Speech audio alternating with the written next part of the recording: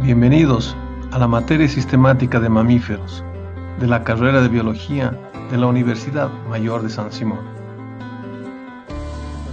Ahí está. Bueno, bienvenidos a la clase de sistemática de mamíferos de la carrera de Biología de la Universidad Mayor de San Simón. El día de hoy tenemos una eh, charla que está relacionada con aspectos de ecología y de parte del sistema que utilizan especialmente los murciélagos para la navegación, para adquirir alimentación, etcétera, que es la ecolocalización. La charla y la clase de hoy día la va a dar Yasmín Quirós. Yasmín es una bueno, una casi profesional que ya está a punto de defender, justo tenía que defender su tesis un día antes que entremos a la pandemia. Entró a la pandemia y quedó colgada, pero ya está a punto de defender. Es bióloga, no biólogo de la Universidad Mayor de San Simón. Ella trabaja hace ya varios años, por lo menos desde 2011, con temas relacionados a murciélagos y sus áreas de interés incluye ecología y conservación de la biodiversidad, con énfasis en los murciélagos en estos últimos años. Ella es miembro del Programa para la Conservación de Museos de Bolivia desde el 2011, es parte de la Red Boliviana de Mastozoología y también forma parte del International Brain Research Association, de la cual se conformó con alumnos de un curso de neuroetología que se dio en el Perú. Yasmín ha podido tener varias eh, becas de trabajo y de investigación. Una de las más importantes es la que ha conseguido con la Bat Conservation International para poder realizar sus estudios en murciélagos en bosques secos interandinos. Y además ha sido galardonada con el premio a Woman in Science, también por la Bat Conservation International. Y con eso, gracias a eso, ella ha sido invitada a dar una conferencia, por ejemplo, de TEDx en la Universidad de San Andrés. Ha participado en varios proyectos en zonas urbanas, en regiones urbanas en Cochabamba, en otros lugares.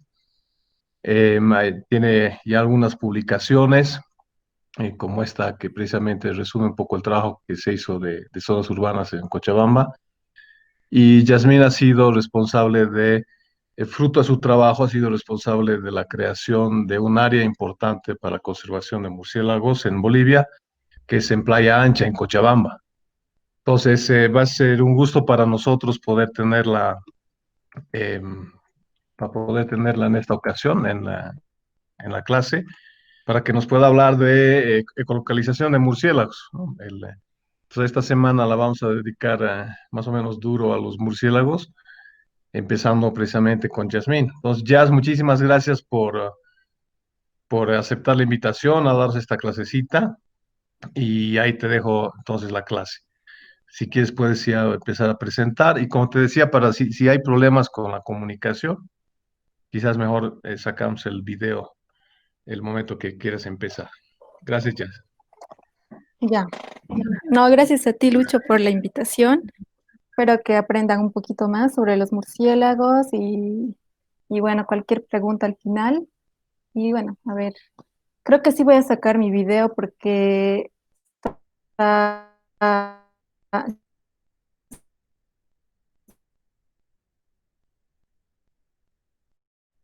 está un poco lento el internet. Voy a compartir y me avisan si...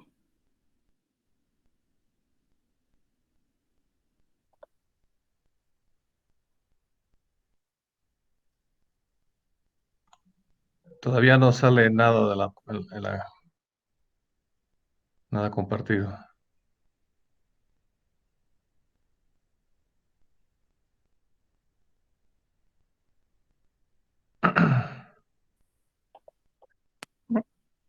Ya debería estar cargando, creo. Todavía no. Ya ahora está cargando, sí. Entonces Ya. minimizas también tu camarita para poderlo ver bien.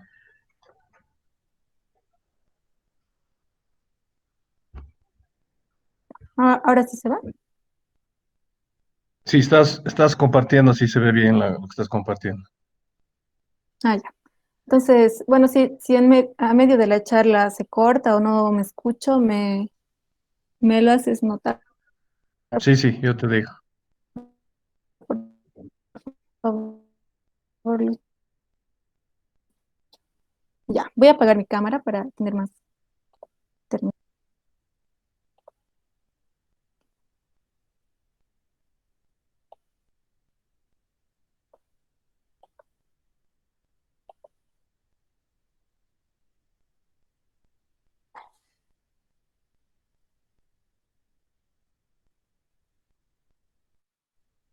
Ahora Sí, sí se sí, se puede ver ve. completo. Sí.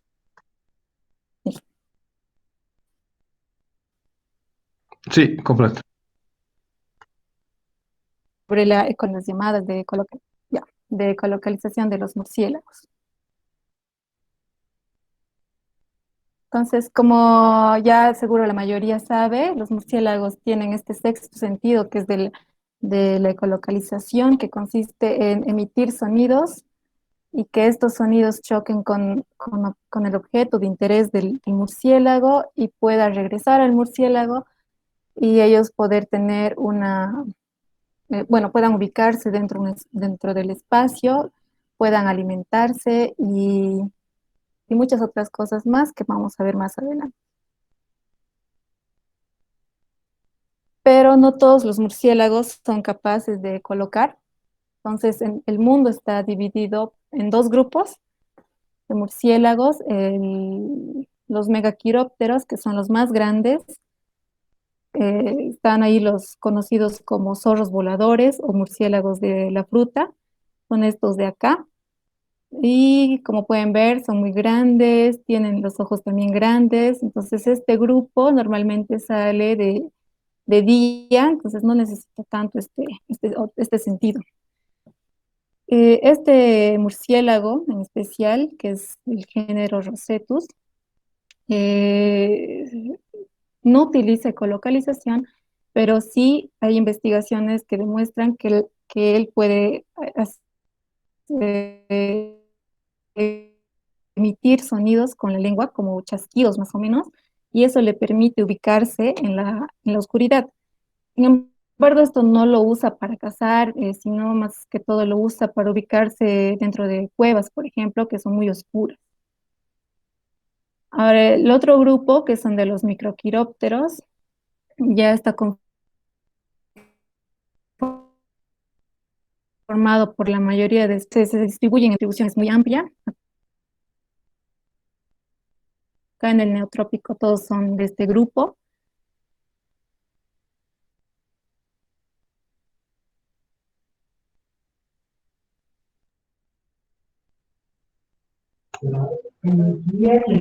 Ya te nos estás cortando un poco. Son pequeños, igual tienen, bueno, dentro de ellos,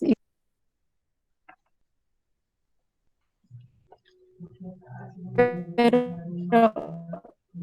Está ah, entrecortado. a ver, voy a tratar de actualizar. Ya.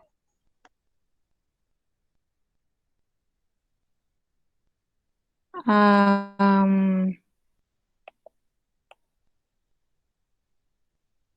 nos, a ver,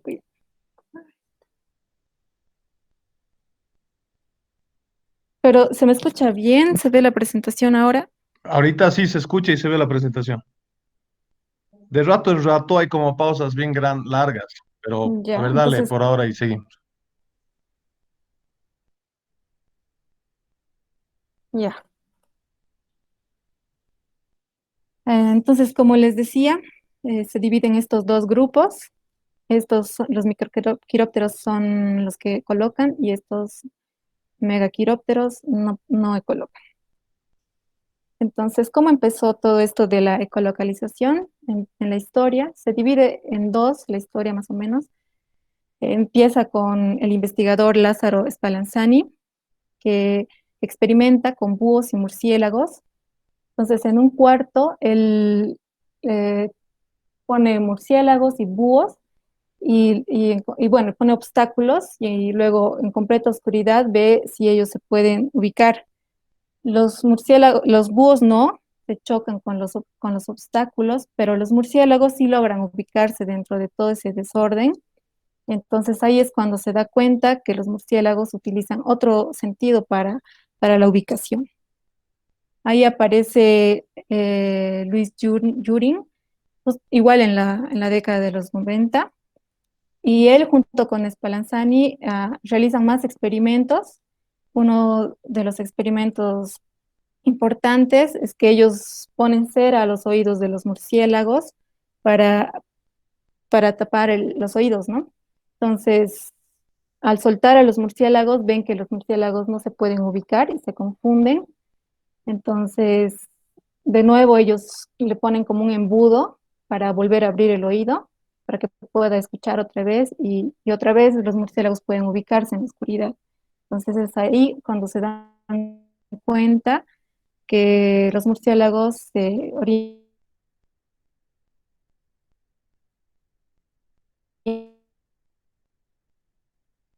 con el oído, ¿no? Si les no dan tanta validez a sus investigaciones y como que no les toman mucho en cuenta.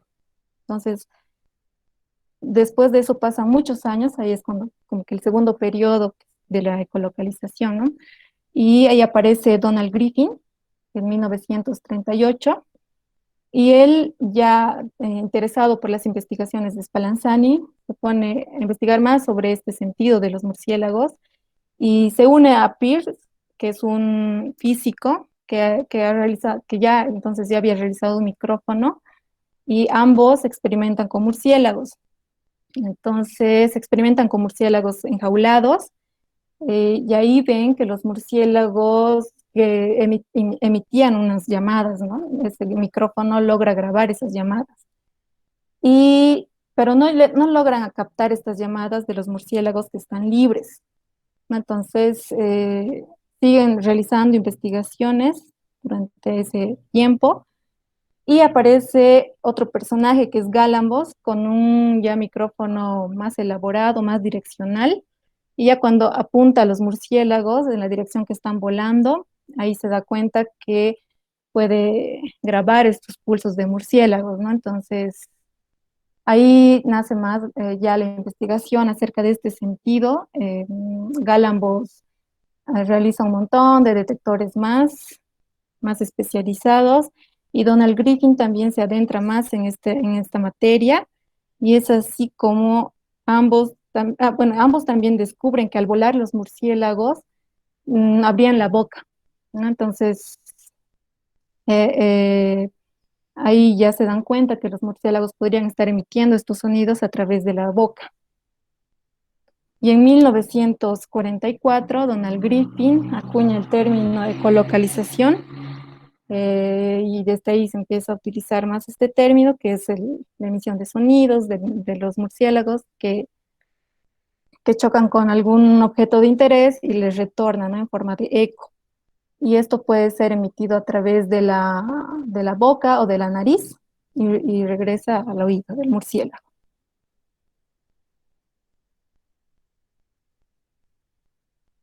Dentro del rango de los murciélagos en cuanto a la frecuencia, pues ellos emiten sonidos de muy alta frecuencia, ¿no? Acá vemos un cuadro comparativo. Por ejemplo, los elefantes emiten infrasonidos, ¿no? Que está por debajo del sonido audible. Luego están los humanos que emiten más o menos de entre 20 a 20.000 Hz. Sin embargo, a los 1000 Hz es cuando es más sensible.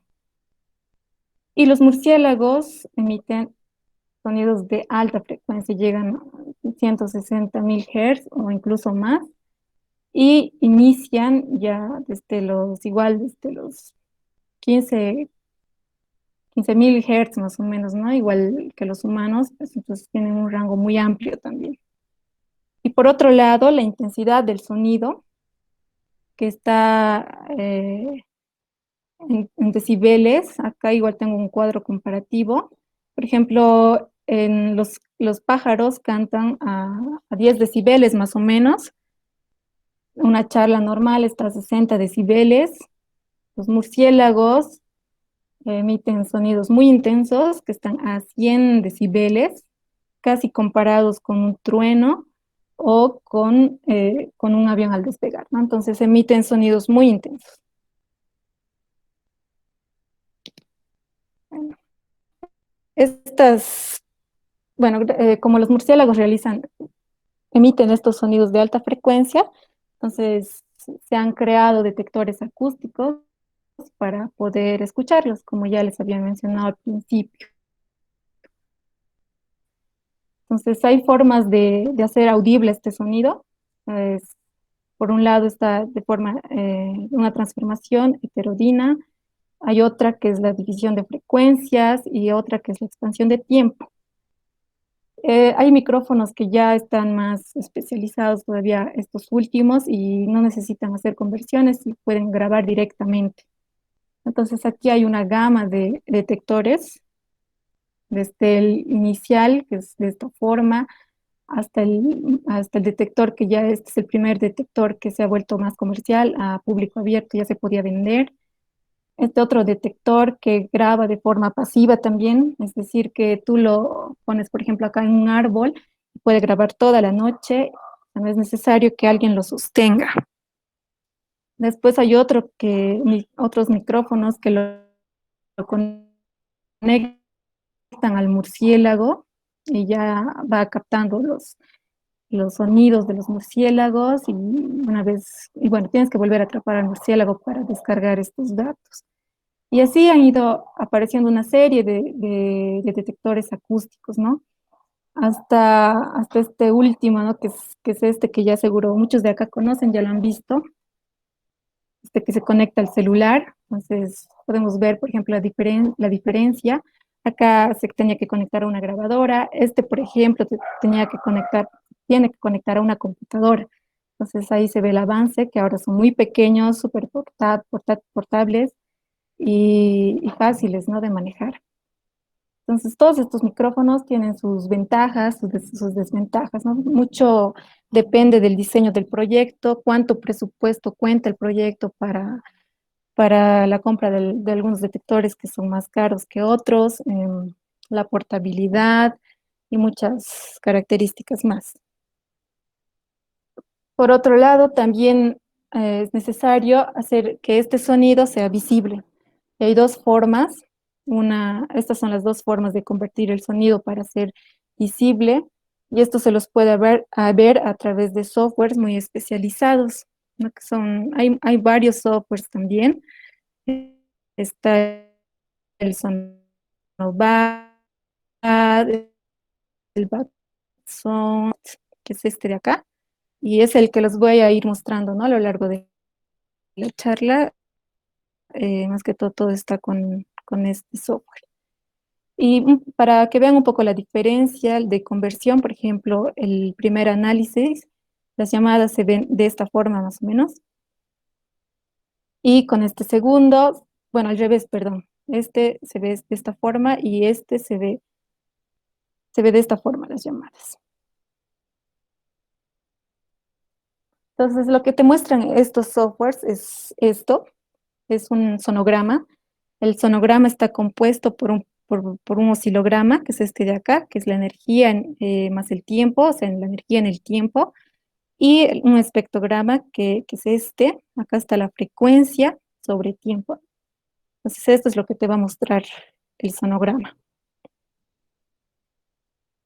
Y bueno, cuando tú grabas, entonces te aparece bueno, en tu archivo de audio te aparecen estos pulsos.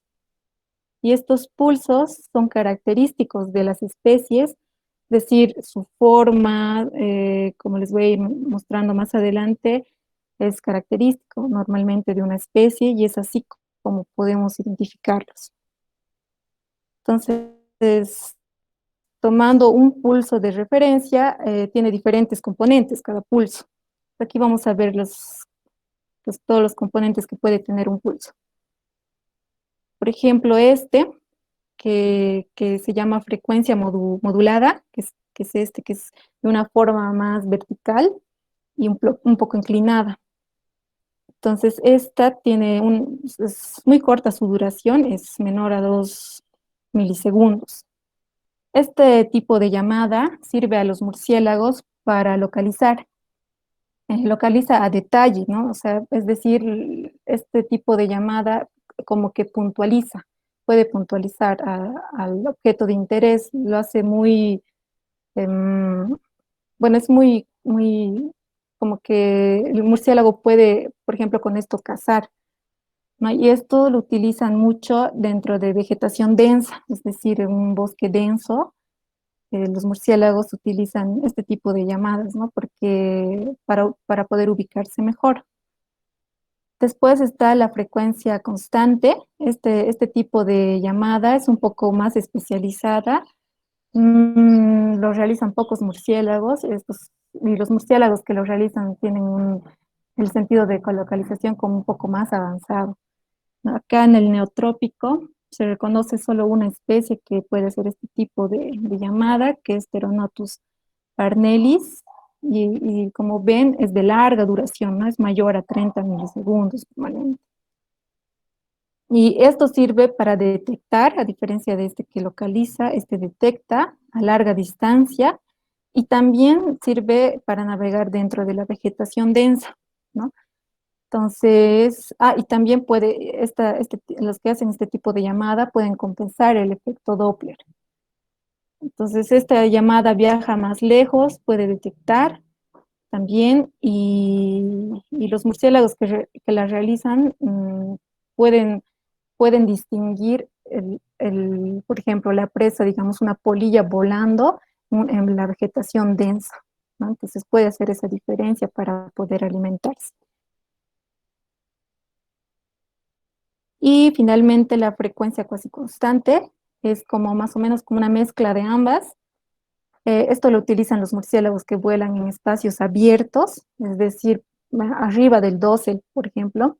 Entonces utilizan estas llamadas y también les sirve para cazar, pueden cazar en espacios abiertos, ¿no?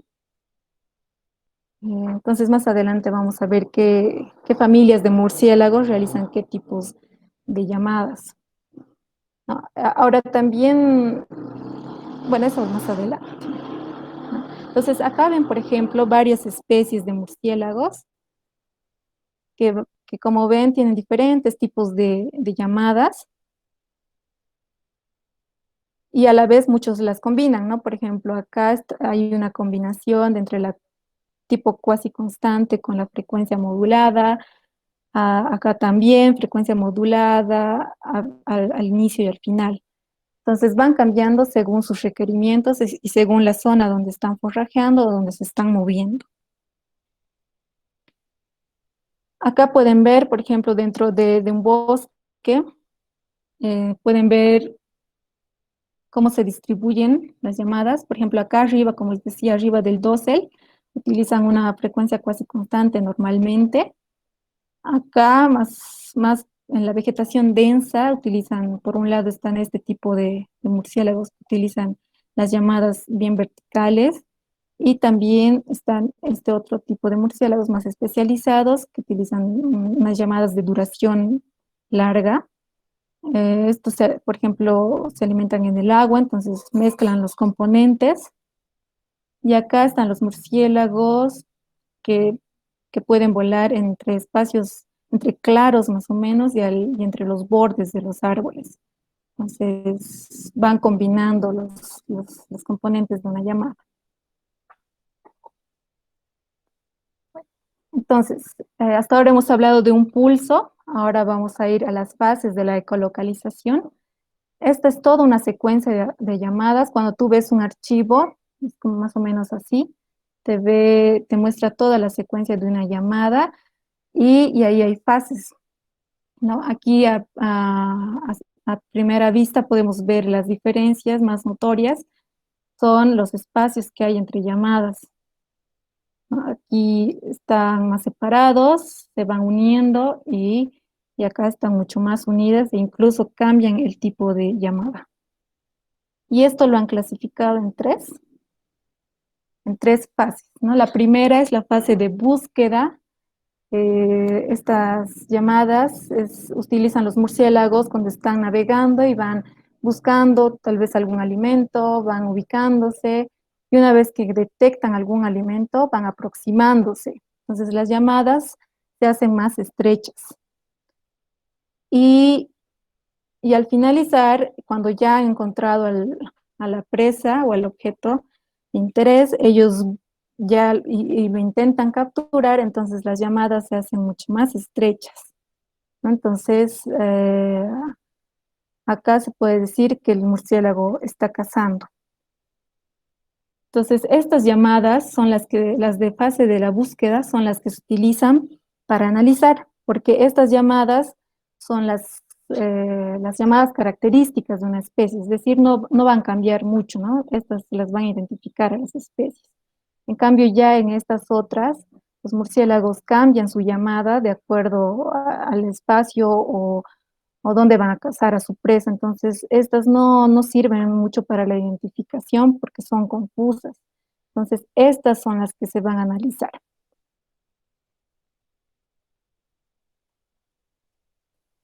Acá podemos ver de diferentes especies las llamadas en las tres fases, ¿no? De todas cumplen, ¿no? Con eso de que acá están más separadas y al finalizar ya más juntas. Y así. Entonces, estas, por ejemplo, si ves en una secuencia de llamadas esta fase, pues te da una información sobre si el murciélago está usando ese ambiente para alimentarse. Entonces, es de mucha importancia esta fase, ¿no? Para poder analizar el uso de recursos de los murciélagos. Y por otro lado están las llamadas sociales, que no cumplen, no siguen ningún patrón, tienen diferentes formas, no tienen no tienen, digamos, un patrón. Acá, por ejemplo, vemos que, no sé, no sé si se ve bien, entonces, como que son llamadas de diferentes formas, de diferentes tipos. Entonces, estas llamadas sociales se utilizan los murciélagos ya sea para agresión, es decir, que entre especies por ejemplo, por pelea de recursos, por así decir, y entonces lo utilizan estas llamadas, también para atracción, que es como el decir el celo, entonces se utilizan para eso, y para el reconocimiento, entonces también para las madres cuando buscan a sus crías, o al revés, entonces pueden utilizar estas llamadas. No están muy estudiadas este tipo de llamadas, ¿no? Pero sirve para estas formas de comunicación entre murciélagos. En Bolivia tenemos nueve familias de murciélagos, entonces lo he dividido acá en dos. Estas familias de acá son las que, bueno, en estas familias son en las que se puede realizar más de una mejor forma este método acústico, ¿no? Porque es más fácil. Por ejemplo, acá vemos la llamada de un molócido, es un poco más fácil de poder medir la llamada, de poder analizar, y hay muchos más estudios de, de las llamadas de estas familias, ¿no? A diferencia de estas otras, por ejemplo, los filostómidos emiten llamadas de este tipo, ¿no? Entonces un pulso es más o menos de esta forma y es más complicado, ¿no? Un poco porque no son son un poco débiles, no son tan intensas, entonces se los llama también a este grupo, por ejemplo, los murciélagos susurradores, no son muy intensas sus llamadas y por otro lado también las frecuencias se parecen mucho, ¿no? Entonces es muy complejo de analizar. Y en estas otras familias, igual sus llamadas son muy débiles y se necesitan equipos con mayor sensibilidad, ¿no? Sin embargo, el método acústico es un método complementario al método de capturas en redes. En este estudio, en México, se ha, se ha visto que la fauna de México la fauna de murciélagos ha aumentado un 30% cuando se han utilizado estos métodos acústicos. Y sobre todo este incremento ha sido debido a los murciélagos insectívoros, ¿no? Los murciélagos insectívoros son muy capaces de distinguir, por ejemplo, las redes, cuando tú colocas redes de niebla y los hilos son muy delgaditos, ¿no? Como casi como un cabello de una persona, pero los murciélagos insectívoros son capaces de esquivar las redes. Entonces, muchas veces lo hemos visto en campo, ¿no? Cuando está volando el murciélago y se está dirigiendo a la red y cambia su sentido de vuelo y hasta el piso, como el decir, y esquiva la red o sobre la red, ¿no? Entonces son muy expertos en ver las redes. Y para este tipo de murciélagos, entonces el método acústico es excelente, ¿no? Puedes analizarlos de esta forma, ¿no? Entonces, y bueno, por otro lado, a esta familia, filostómidos, que vuelan más que todo entre la vegetación, o sea, muy abajo, que pueden ser fácilmente capturados por redes, ¿no? Entonces, son métodos complementarios ambos, ¿no? Entonces, si en una investigación usas ambos métodos, vas a tener una mejor representación de la fauna. Em, Acá les muestro una llamada de un vespertiliónido, en este caso Myotis oxyotus. No sé si se puede escuchar el audio, espero que sí.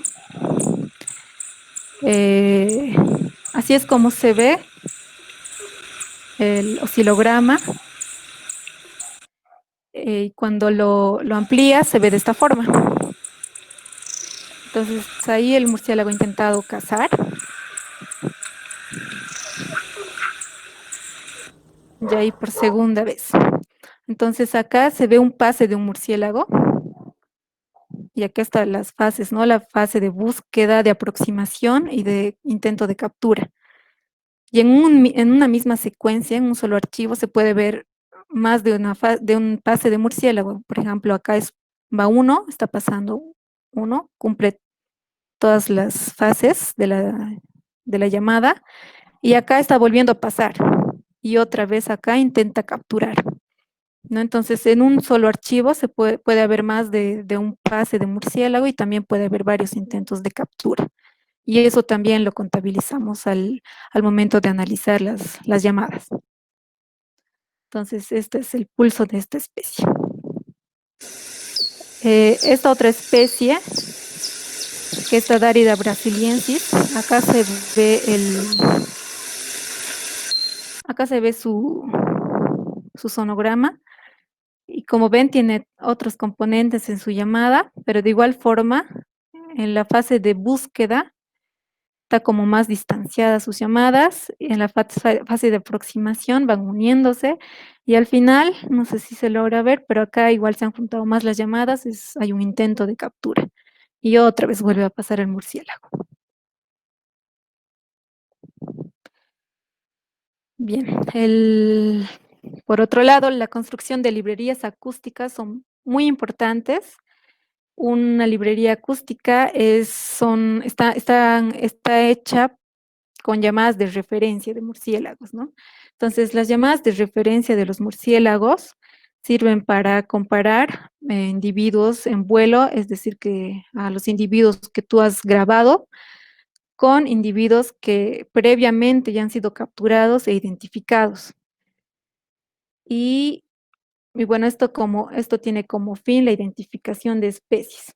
Entonces, por otro lado, es importante que la construcción de librerías acústicas en cada zona, en cada localidad o según cómo haya sido descrito la vegetación. Por ejemplo, si podemos usar por provincias biogeográficas, por ejemplo, ¿no? Es importante que las llamadas de referencia se realicen en lugares donde tú estás muestreando, ¿no? Entonces, si tú tienes varios archivos de audio de murciélagos y quieres compararlos con algunos ya existentes, es importante que lo hagas con trabajos de la misma zona, porque como han visto, varía según la vegetación, según varios elementos, ¿no? Entonces es importante que cuando hagas estas llamadas de referencia, compares tus llamadas con llamadas que se han hecho en la zona,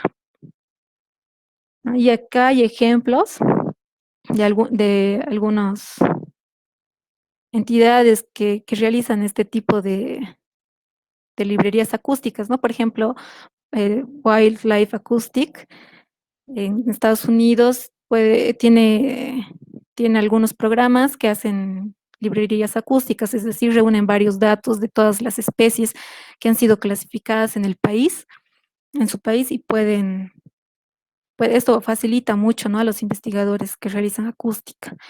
En el Reino Unido también hay programas que hacen esto, que recolectan, reúnen datos acústicos para que puedas usarlos y compararlos. En México se está haciendo algo similar.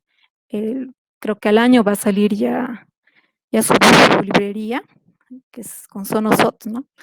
Y bueno, esperamos que en Bolivia también podamos hacer algo similar. Para hacer estas llamadas de referencia hay varios métodos. Entonces les voy a mostrar acá algunos. Estos cuatro. El primero es línea de vuelo.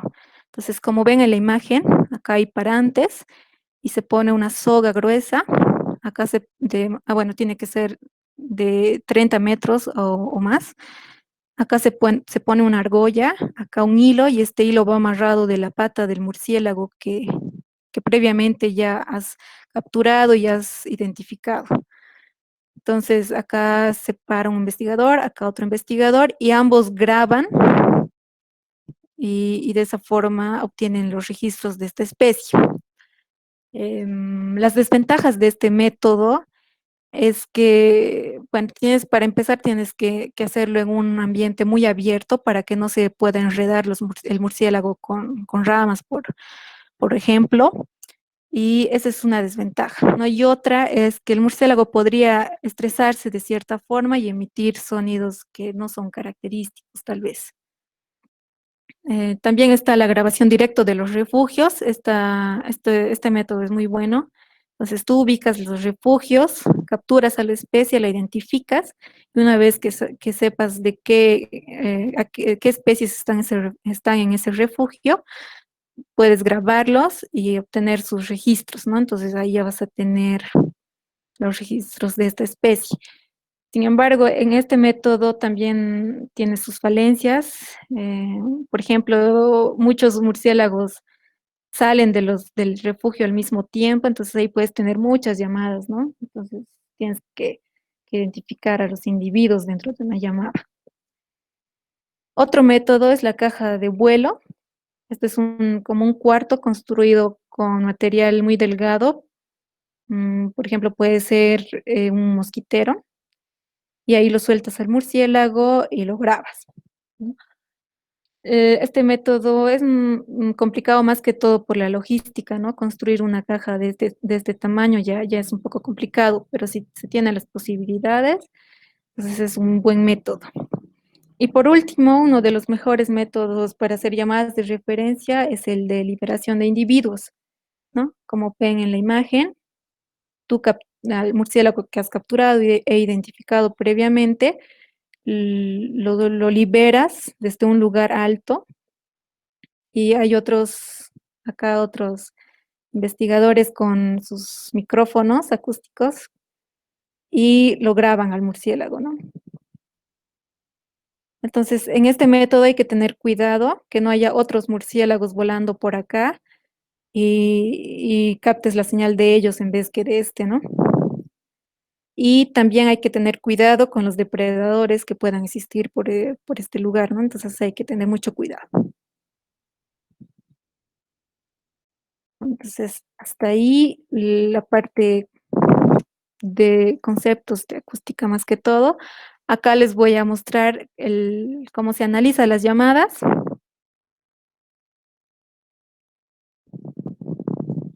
Les he puesto como unos pasos más que todo, más, por ejemplo, que hay que seguir al momento de realizar el análisis, ¿no? El primero es tener tu software para poder analizar. Este tiene que tener los parámetros, los settings bien definidos para poder analizar los murciélagos. Acá les estoy poniendo este artículo donde puedes encontrar estos, bueno, parámetros para configurar un programa y también para configurar el equipo, en este caso el Peterson, ¿no? Entonces, una vez que tengas ya la configuración bien en tu software, metes los datos y te va a aparecer una secuencia de una llamada, ¿no? Entonces, cuando tú ya tengas la secuencia, debes elegir un pulso para analizar, ¿no?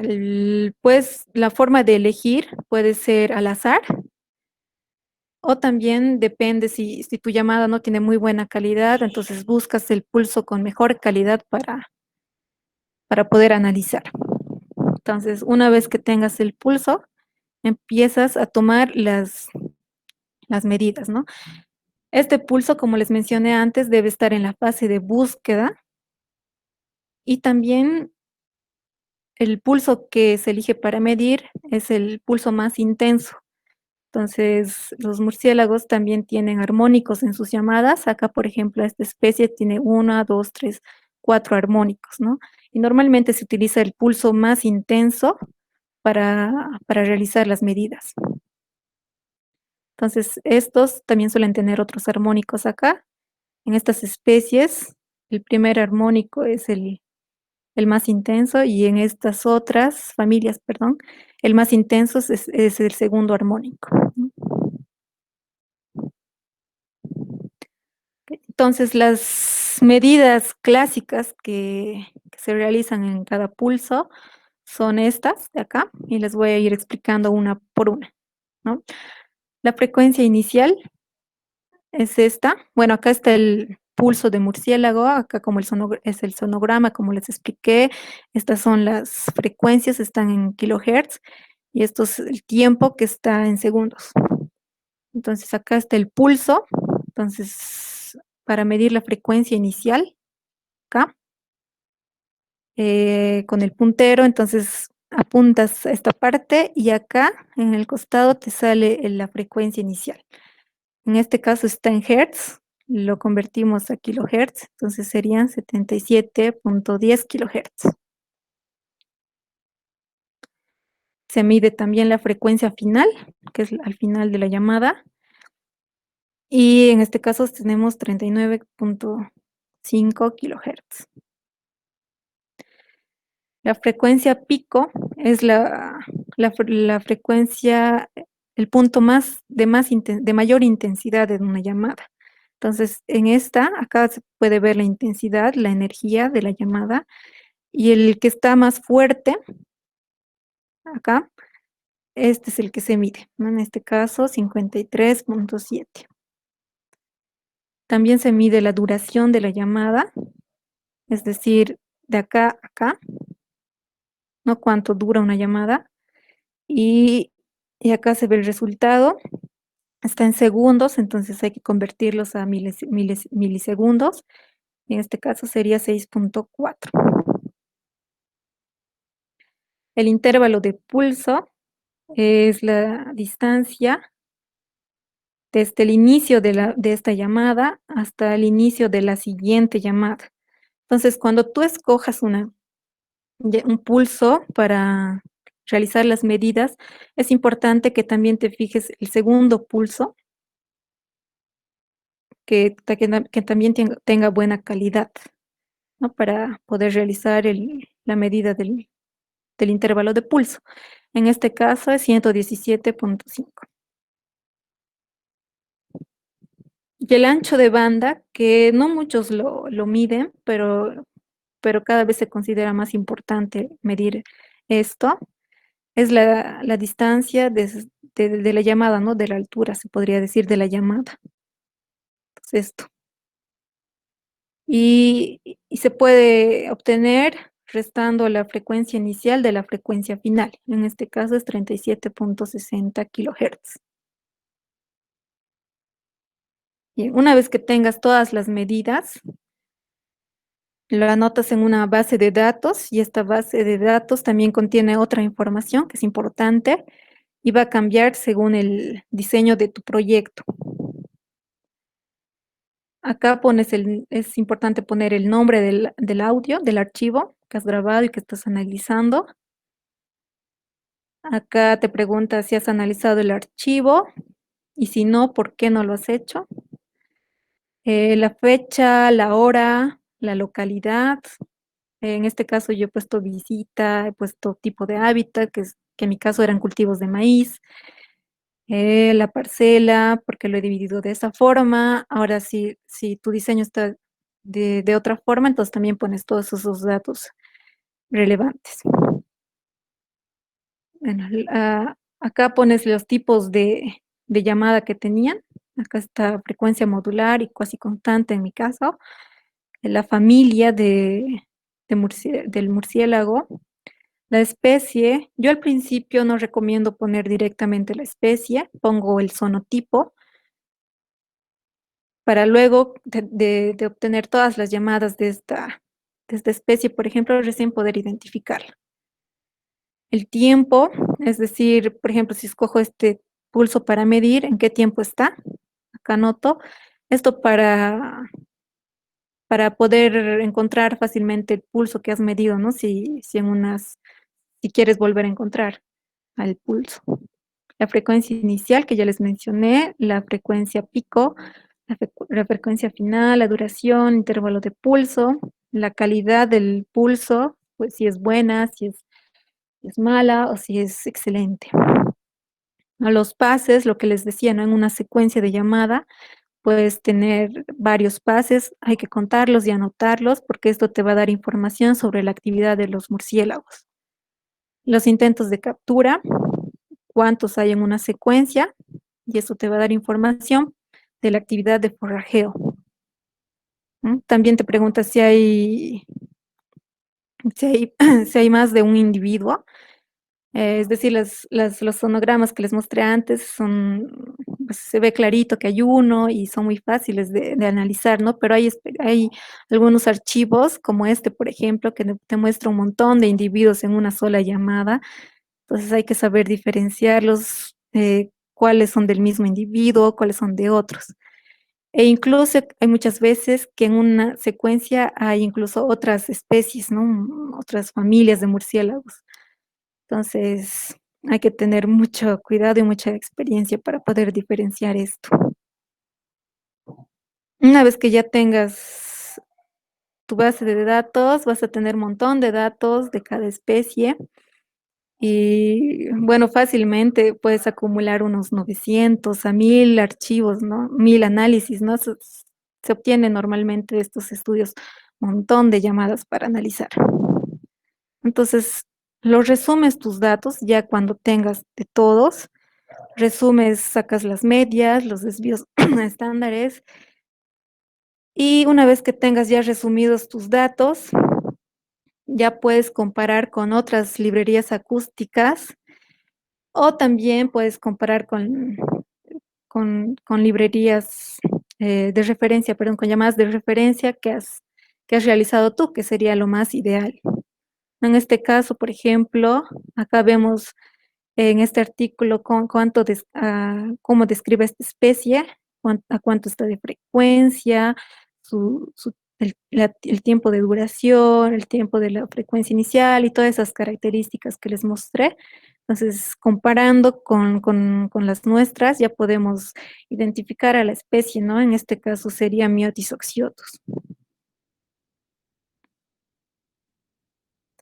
¿no? Entonces, hasta ahí terminaría el análisis de las llamadas. No es muy complejo, es más que todo mucha práctica, mucha práctica. Y bueno, este método de la acústica, para finalizar, ¿no? Tiene muchas funciones para los murciélagos, como como ya se habrán dado cuenta, a ellos les sirve para ubicar su alimento, les sirve para orientarse en, en la vegetación, para poder esquivar obstáculos y les sirve también para comunicarse, ¿no? Y a nosotros nos proporciona un montón de información. Por ejemplo, nos ayuda a la identificación de especies.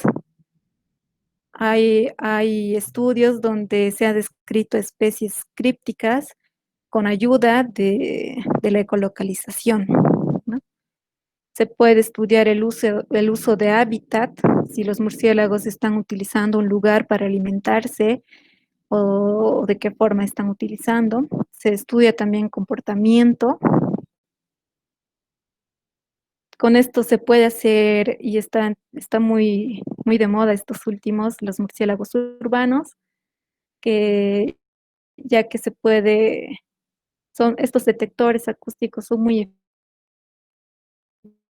efectivos para utilizarlos en la zona urbana. Y con esto también están saliendo trabajos donde pretenden hacer ciencia ciudadana, ¿no? Entonces así empatizas más a las personas con los murciélagos. Monitoreo se puede realizar. En la conservación también hay muchos tipos de estudio. Puedes ver el efecto de la urbanización, porque como les mostré, puedes ver la actividad de los murciélagos, entonces puedes ver en qué lugares hay más actividad, en qué lugares menos, y ahí puedes deducir por qué estaría pasando esto. Se puede ver también, por ejemplo, un trabajo que hicimos, igual para la materia justo de mamíferos. Comparamos lugares oscuros con lugares con mucha luz, ¿no? Mucha luz artificial, en contraparte con lugares sin mucha luz, y ahí ver qué lugar están prefiriendo los murciélagos. En agroecosistemas también hay muchos estudios. Yo he estudiado mucho en el maíz, por ejemplo, en cultivos de maíz. Se ha estudiado en varios cultivos para ver que el efecto, ¿no? Por ejemplo, cuánto es la actividad en cultivos orgánicos, por así decir, que en cultivos convencionales, y ahí ya puedes deducir muchas cosas, ¿no? Acá les muestro eh, perdón, este pulso es de una especie de embrionúrido que lo he grabado en capinota. Entonces, antes esta especie solo había sido capturada, o sea, registrada por el lado de Pando, más o menos, ¿no? Entonces, esta la he registrado acá en los valles secos, entonces sería el primer registro de esta especie. Entonces, también te ayuda a eso, ¿no? A poder identificar especies en un lugar. Y como les decía, es un método complementario excelente. Entonces, si tú utilizas tanto el método acústico como el método de captura, entonces tienes una mayor representación. Y la aplicación en la vida cotidiana, por ejemplo, muchos barcos utilizan este ejemplo de los murciélagos para poder identificar obstáculos. No se cree que, por ejemplo, el Titanic, después de lo que pasó con el Titanic, se han empezado a estudiar estos sonares para poder identificar iceberg, ¿no? A largas distancias. Después, en la Primera Guerra Mundial, también se ha utilizado esto para detectar submarinos. Y actualmente también están viendo la forma de los aviones y comparando con la forma de los murciélagos, ya que los murciélagos son muy buenos voladores, ¿no? Y, por ejemplo, algo que me olvidé comentarles, los murciélagos que tienen un área de ala mayor, tienen mayor maniobrabilidad y suelen volar en lugares donde hay mucha vegetación, entonces ahí pueden moverse muy bien. Entonces, y En cambio, los murciélagos que vuelan en lugares abiertos, donde no hay muchos obstáculos, sus alas son un poco más delgadas. Entonces, estas investigaciones también se están utilizando para los aviones, por ejemplo. Y hay muchos usos más. Y bueno, eso sería todo. Súper, gracias, Jazz. Este, creo que es ahora un buen momento, entonces, si tienen preguntas o curiosidades para poder discutir un poco el tema. Si alguien quisiera complementar algo, veo que el profesor José Carlos Pérez está también en la plataforma. O sea, si él quiere complementar algo también, está abierta la clase para que puedan hacerlo.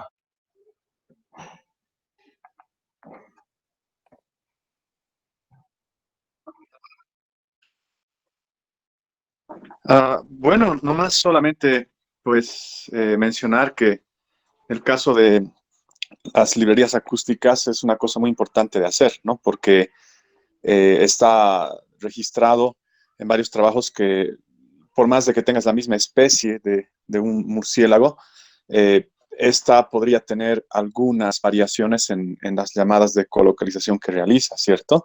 Entonces, por ese motivo es importante el generar estas librerías, estos registros locales, con el fin de que puedas tener un catálogo que te permite identificar a las especies que tienes en un lugar concreto, ¿no? Justamente eso platicábamos antes de empezar la charla, ¿no? Que estamos con Jazz y otras personas que trabajan con acústica, trabajando en una librería acústica para los murciélagos de los valles secos de Cochabamba. Entonces ya estamos bastante avanzados y pues esperamos pronto ya tener el trabajo listo. Eso, creo que es importante lo que menciona Jace y Jazz también lo dijo, ¿no? Este, hay estudios, por ejemplo, que han demostrado que Tadarida brasiliensis tiene una gama gigantesca de repertorio, digamos, de llamadas y que varían geográficamente. Incluso se hablan de como si fueran dialectos de los murciélagos, ¿no? Algunas varían muchísimo, por ejemplo, Tadarida. Entonces, eh, ahí radica la importancia de tener estas librerías acústicas locales. Entonces, no es ir y grabar así a la laquete y empezar a deducir qué especies pueden haber. Es un trabajo relativamente complicado si se lo quiere hacer con cierta rigurosidad científica, ¿no? Por eso las capturas o las librerías acústicas son bien importantes, ¿no? Ahora, no siempre se pueden capturar, entonces hay que tratar de empezar a hacer un montón de estudios un poco más Mm. complejos, ¿no? Que es lo que están haciendo precisamente ahora o lo que estamos tratando de hacer en esto de los valles secos de Cochabamba, es juntar todas las librerías acústicas que se pueden haber, que pueden existir en las zonas, y con eso estamos tratando de hacer este artículo, ¿no? Es bien importante tener en cuenta esta variación geográfica, ¿no? ¿Jazz, querías decir algo?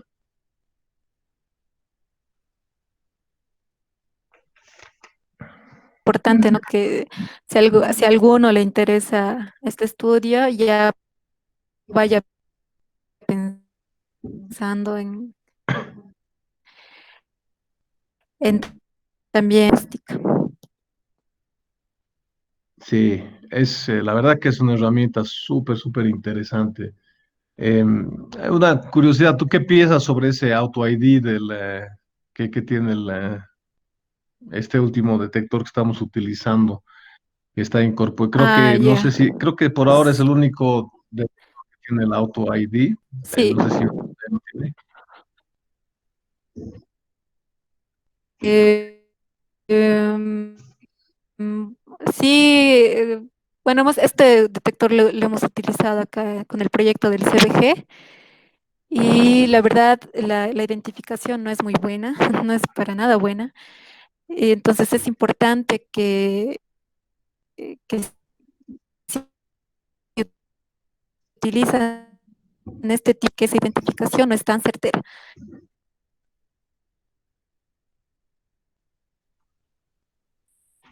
Sí, ahí está medio cortado.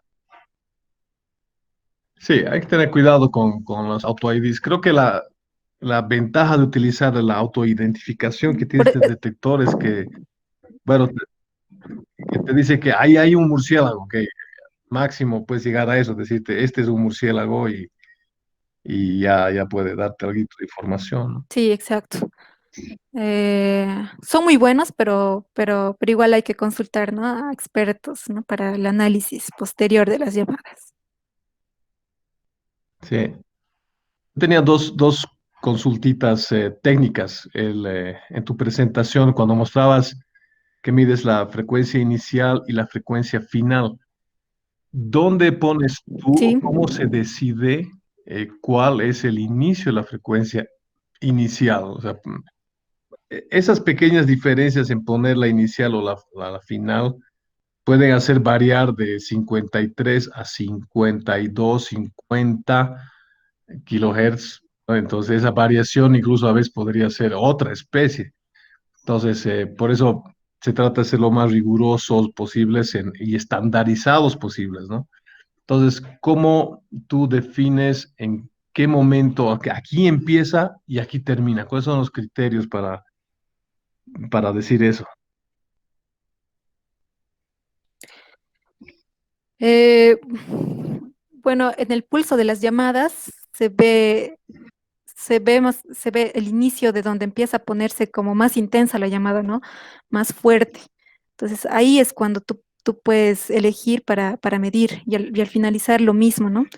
En la frecuencia pico es más claro porque ahí te muestra, te dirige, te muestra, ¿no? Ya cuál es la más intensa. Pero en el caso que menciona, por ejemplo, en la frecuencia inicial y final, es ahí, ¿no? Donde empieza justo se ve más marcado el pulso, ¿no? Entonces ahí empiezas a medir.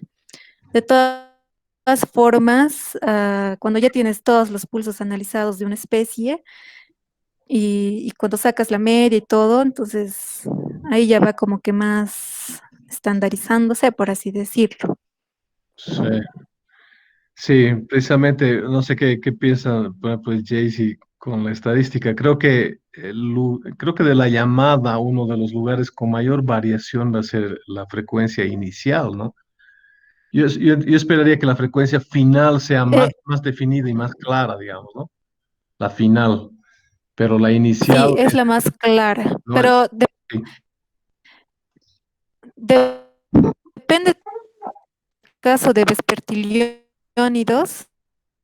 Por ejemplo, la frecuencia inicial no es un parámetro muy confiable para definirlo. En cambio, la frecuencia final sí, ¿no? En esta familia de murciélagos, la frecuencia inicial cambia mucho, varía mucho. Entonces, hasta algunos investigadores no la miden, ¿no? Porque es muy confusa. Entonces, suele cambiar. Pero en el caso de la familia de los molósidos, por ejemplo, o embayonúridos, sobre todo en los molósidos, que tienen una forma de llamado casi constante, un poco más de horizontal. Entonces, en ellos sí sirve a ambos, ¿no? La frecuencia inicial y final para identificar, porque en ambos se puede medir claramente y no varía tanto. Y en esta familia de murciélagos, ambas, la inicial y la final, sirven muy bien para la identificación. eso. Sí, Dale, Jay. no, simplemente quería complementar un poco a esto que estaban mencionando. Sí, evidentemente, cuando haces las mediciones, podría haber una diferencia en la apreciación, ¿no? De exactamente dónde debes medir la frecuencia final o la frecuencia inicial. Lo que dice ya es cierto, entre familias también de murciélagos podrían ser más importantes unos parámetros que otros, ¿no? Pero es verdad, al menos yo cuando junté un poco los datos que teníamos, yo he notado esto, ¿no? Tal vez no al grado de que sean especies diferentes, pero evidentemente hay un cierto sesgo, ¿no? Por la manera en la que un investigador puede apreciar y colocar el dato de la medida cuando toma información de estas llamadas.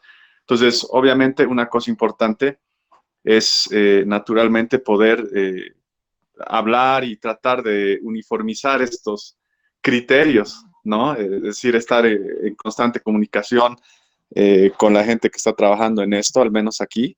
Y bueno, en el caso del trabajo que estamos haciendo, por ejemplo, lo que decidimos justamente era que estamos empleando un sistema automatizado que tiene el software que estamos empleando para que el software sea el que tome la decisión de un modo más objetivo, ¿no? Y tenga las medidas, digamos, totalmente estandarizadas con la metodología o el algoritmo que tiene el software para hacerlo. Entonces, en este caso hemos optado por ello, ¿no? Entonces, quería complementar con eso.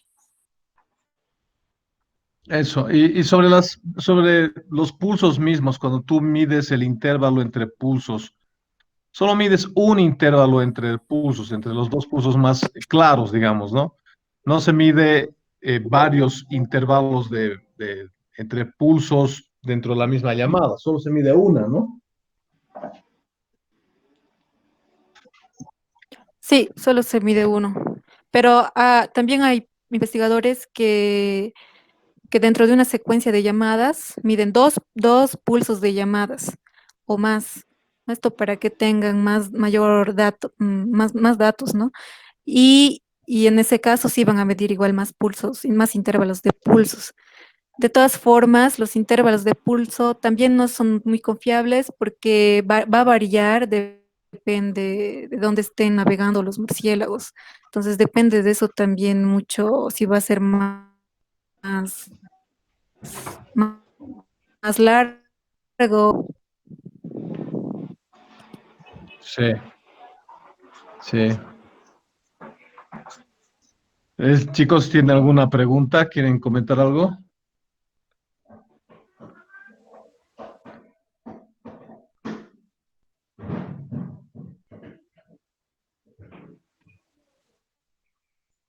Bueno, ok, creo que no.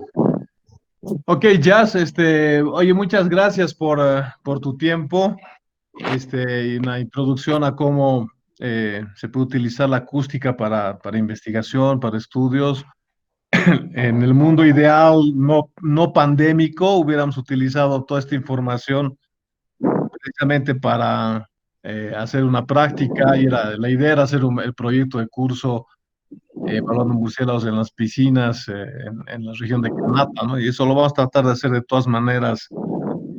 Si es que se pasa la pandemia, no se va a pasar en un buen tiempo, pero si es que liberan, digamos, y podemos ir a hacer muestreos, este año lo vamos a hacer, si no vamos a tratar de hacerlo el próximo año. Entonces, Jazz, muchas gracias por la introducción. Y si nadie tiene ninguna otra pregunta o algo por el estilo, pues aquí lo dejamos para invitarlos este jueves eh, a la charla de murciélagos que va a dar sobre el orden Quiróptera que va a dar Paul Velasco del American Museum of Natural History, eh, que va a ser otra charla imperdible también. Entonces, gracias a todos por estar aquí. Y nada, gracias Jay y Jazz por su tiempo. No, está bien. Bueno, y a todos los que estén interesados también, si necesitan más información o necesitan saber algo, igual pueden escribirme. Y igual siempre estamos necesitando ayudantes de campo, ¿no? Porque se necesitan muchas personas para esto, ¿no? Entonces, igual pueden escribirme y voy a estar siempre atenta a todas sus preguntas. Súper, súper, gracias Jazz. Entonces, chicos, conmigo nos vemos el sábado. Lo de los memes está funcionando bien interesante. Han visto, hay buenas reacciones con la parte de la práctica de los memes. Así que veremos cómo va evolucionando eso. Entonces, nada más, nos vemos el jueves. Gracias a todos. Y como siempre, yo soy el último en salir de la reunión, así que ahí nos vemos. Chao, gente. Gracias, Jazz. Gracias, Jay, por estar aquí. Ok, cuídense, un gusto, que estén muy bien, cuídense mucho. Igualmente, cuídense. Chao, gente. Chao.